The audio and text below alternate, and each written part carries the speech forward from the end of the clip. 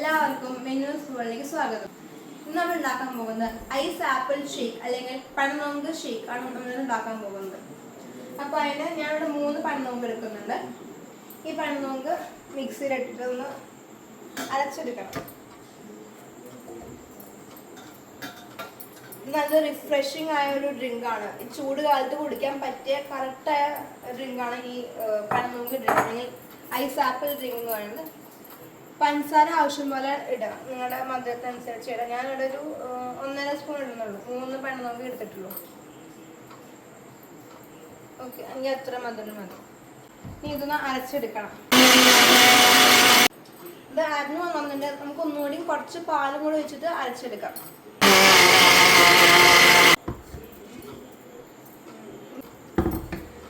ഇനി നമുക്ക് ഒരു ഗ്ലാസ്സിലേക്ക് കുറച്ച് കസ്കസ് ആഡ് ചെയ്യാം. കമ്പൽസറി അല്ല, ഉണ്ടെങ്കിൽ ആഡ് ചെയ്ത് നല്ലതാണ്.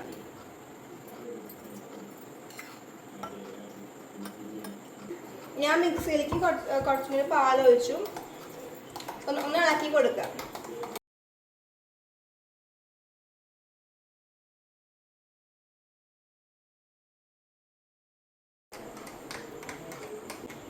ഒന്നിനും നിങ്ങൾക്ക് ഭയങ്കരമായിട്ട് സ്മൂത്ത് എടുക്കാം, അല്ലെങ്കിൽ കുറച്ച് കടിക്കാൻ വേണമെങ്കിൽ കുറച്ച് ആ ഒരു പരുവത്തിലാക്കാം. ഞാനിപ്പോൾ ആ രണ്ടാമത് പറഞ്ഞ പരുവത്തിലാക്കിയാണ്. കുറച്ച് കടിക്കാൻ കൂടി ഉണ്ടാവും. മീഡിയം ആയിട്ട് അരച്ചിട്ടുള്ളൂ. പിന്നെ ബെനിഫിറ്റ് പറയുകയാണെങ്കിൽ നല്ല ഡൈജഷന് ഹെൽപ്പ് ചെയ്യും, നല്ലൊരു കൂളിംഗ് എഫക്റ്റ് തരും ബോഡിക്ക്. ഞാൻ തണുത്ത പഴനോങ്ക് എടുത്തത്, അതുകൊണ്ട് അത് ഐസ് ഇടാണ്ട് തണുപ്പുണ്ട്, അത്യാവശ്യം കുറച്ച് തണുപ്പുണ്ട്. അപ്പോൾ നല്ലൊരു കൂളിംഗ് എഫക്റ്റ് തരുന്നുണ്ട്. കൊള്ളാം, സംഭവം കൊള്ളാം. നല്ലോണം മധുരം വേണമെങ്കിൽ നിങ്ങൾക്ക് കുറച്ച് മിൽക്ക് മെയ്ഡ് ആഡ് ചെയ്യാം, അല്ലെങ്കിൽ 4-5 സ്പൂൺ പഞ്ചസാര ഇടാം.